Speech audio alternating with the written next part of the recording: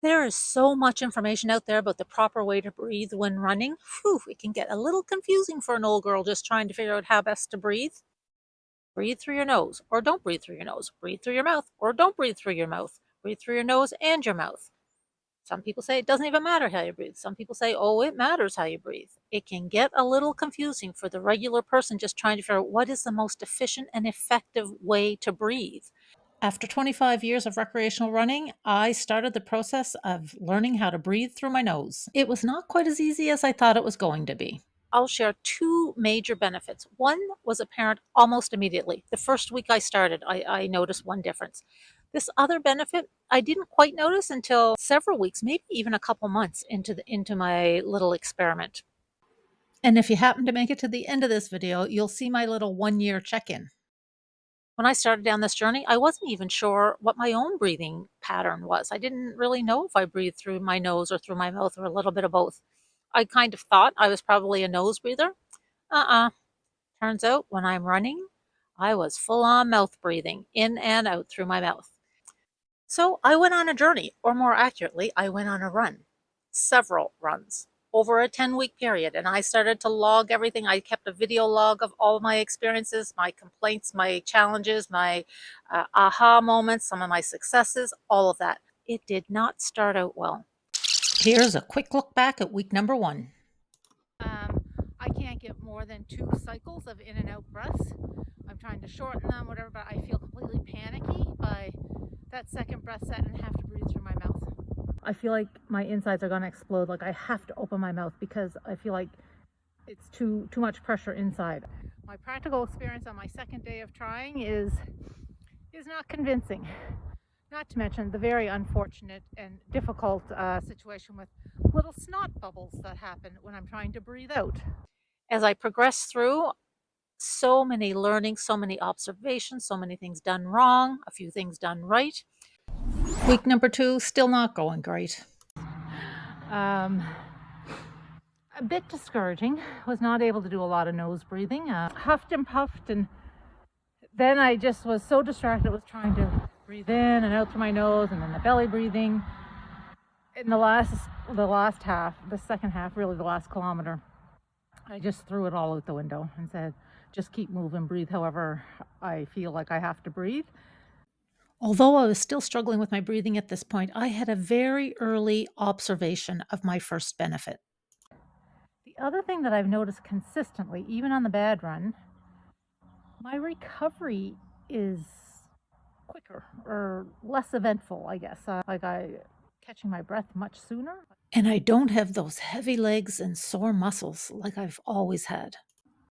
By week 3, I was still struggling with the breathing and also starting to learn a little bit more.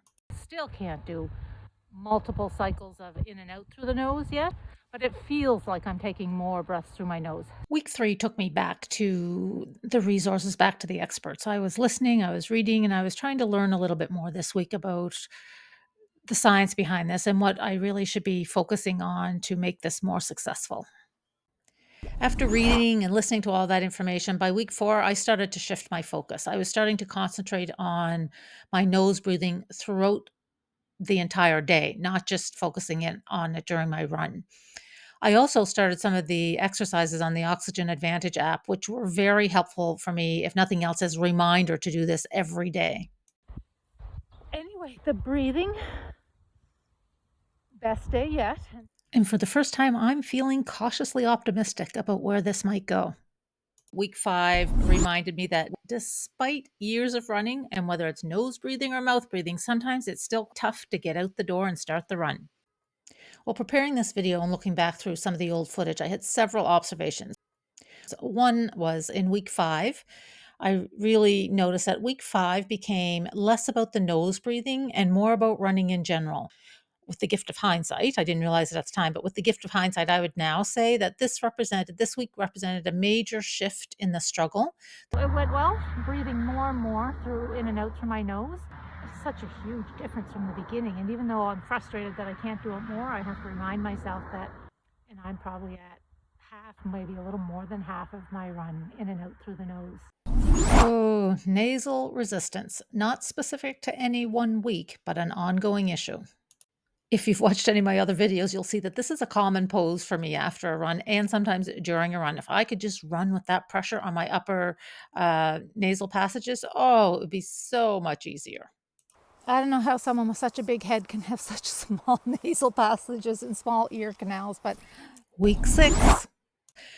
This continues. It is getting better. It's much improved, but it does still continue. And had to stop or not stop, but I had to blow my nose probably 4 times. So the breathing, you know what? I didn't even really think about it. I can't say how I did other than 10.5 kilometers is a really long run for me. And I feel good. A little change of pace in week 7. Just finished run number 3 in week 7. It was a good, comfortable pace. Pace was about 6 minutes, 2 seconds. And so the interesting thing, some of you are thinking, probably rolling your eyes thinking, and that's a good pace. That is a good pace for me. And that's kind of my pre-breathing experiment pace. I always hovered around 6 minutes a kilometer. So it's been a long time since I got to 6 minutes and 2 seconds. So I'm pretty excited about that at the end of week 7. The nose breathing went pretty good. If I find that I'm mouth breathing, I just shut my pie hole and and breathe through my nose, and it's not a huge effort like it was in the beginning. Week 8 is when that second benefit started to emerge, even though I didn't entirely recognize it at the time. The pace was 5:56 or something, just barely under 6. Again, is really good for me. So I'm pleased with that and feeling more normal. Because pace wasn't a huge issue for me, it wasn't my primary focus, I didn't really recognize that the improved pace was becoming very consistent and would remain. I was still focused on how great the recovery was.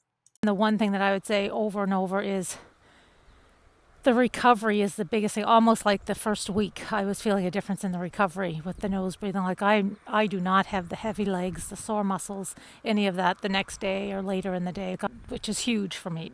Makes this whole experiment well worth it. Looking back on it, week 9 had I think a shift in my confidence.